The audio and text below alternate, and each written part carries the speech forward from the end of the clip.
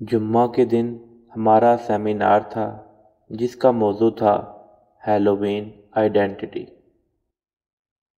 اس دن پہلی دفعہ اس پر ریسرچ کی تو پتہ چلا کہ یہ کس قدر خوفناک فتنہ ہے جو تیزی سے ہماری مسلم سوسائٹی میں پھیل رہا ہے، اور آج تو حیرت کی انتہا ہی نہ رہی جب فیس بک پہ تصویر دیکھیں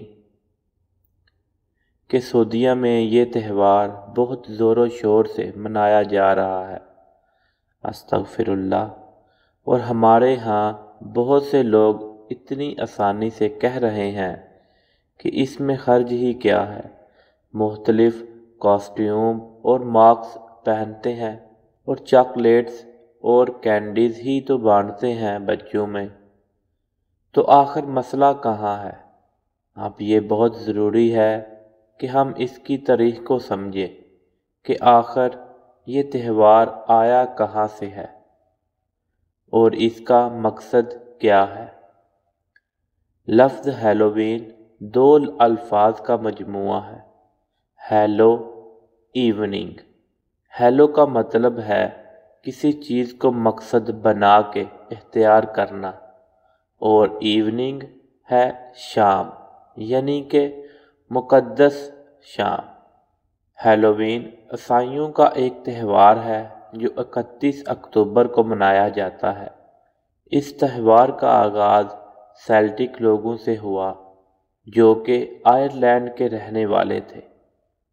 وہاں ٹھنڈ بہت زیادہ ہوتی تھی اور نومبر میں بہت برف باری ہوتی تھی، تو ان کے بہت سے لوگ مر جاتے تھے، بہت سا جانی اور مالی نقصان ہوتا تھا۔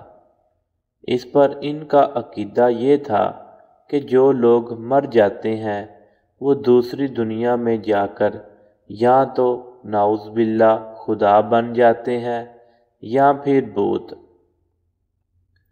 اور نومبر میں ہماری اور ان کی دنیا کے درمیان موجودہ دروازہ کھل جاتا ہے اور ہماری دنیا میں آ کر ہمیں مارتے ہیں، خون خرابہ کرتے ہیں۔ تو اس سے بچاؤ کے لیے انہوں نے یہ حل نکالا کہ اکتوبر کی آخری رات آگ جلائیں اور سب اس کے ارد گرد جمع رہیں اور طرح طرح کے خوفناک ماسک اور کاسٹیوم پہن لیں تاکہ وہ بد روحیں ہمیں پہچان نہ سکیں یا وہ ہمیں اپنے جیسا سمجھ کے چھوڑ دیں یا پھر ہم سے ڈر جائیں۔ اس وقت اس تہوار کا نام سمہین فیسٹیول تھا۔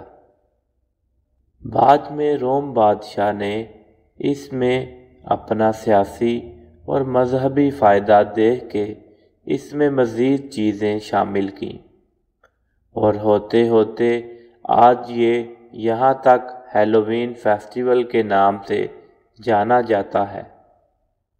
اب بات کرتے ہیں کہ مسلمانوں کو کیوں اس میں شمولیت سے روکا جاتا ہے۔ وہ اس لیے کہ یہ فیسٹیول تو ہے ہی شیاطین کے لیے، ان کے خوف کی وجہ سے ہی تو یہ منایا جاتا ہے، ان کے قہر سے بچنے کے لیے تو بینگ اے مسلم ہم کیسے ایسے کسی تہوار میں شامل ہو سکتے ہیں کہ جہاں شیاطین کو اتنا طاقتور دکھایا جا رہا ہے کہ ان کے ڈر سے طرح طرح کے ماسک پہننے جا رہے ہیں، ان سے چھپتے پھر رہے ہیں۔ ایک صحابی کو ٹھوکر لگی تو انہوں نے کہا کہ شیطان نے مجھے ٹھوکر لگا دی، تو آپ صلی اللہ علیہ وآلہ وسلم نے فرمایا کہ تم نے یہ کہہ کر شیطان کو طاقتور بنا دیا، وہ تو بہت خوش ہوا ہے تمہاری اس بات سے، تم نے بسم اللہ کیوں نہیں کہا؟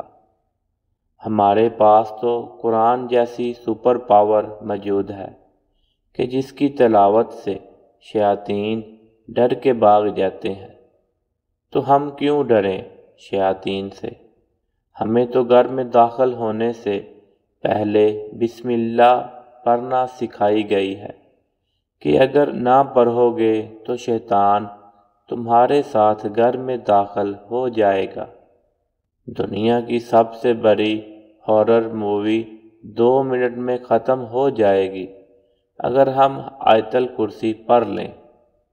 اور جہاں تک رہی بات کہ ہم دوسروں کو نہ روکیں، تو یہ تو ایک مسلمان کے لیے قطعاً جائز نہیں ہے، کیونکہ جب رسول اللہ صلی اللہ علیہ وآلہ وسلم نے امر بالمعروف اور نہی عن المنکر کے بارے میں تلقین کی تھی تو ایک کشتی کی مثال بیان کی تھی کہ اس میں کچھ لوگ اوپر ہوں گے اور کچھ لوگ نیچے، اور اگر نیچے والے لوگ چاہیں گے کہ ہم کشتی میں نیچے سے سوراخ کر لیں اور ادھر سے پانی لینا شروع کر دیں تو ڈوبیں گے تو سب ہی، کیا اوپر والے اور کیا نیچے والے۔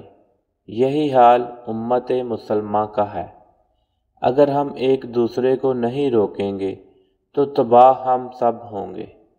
ہمیں یہ بات سمجھنی ہوگی کہ یہ ایک انوسینٹ فیسٹیول ہرگز نہیں ہے، یہ ایک شیاطینی تہوار ہے، اور یہ تو سراسر ہمارے بلیف سسٹم پہ حملہ ہے۔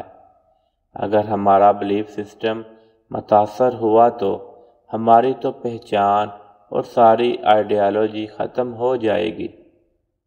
یاد رکھیں، ہمارا یہ مذہب اسلام دوسرے مین میڈ ریلیجز جیسا ہرگز نہیں ہے جس میں جو چاہا شامل کر لیا۔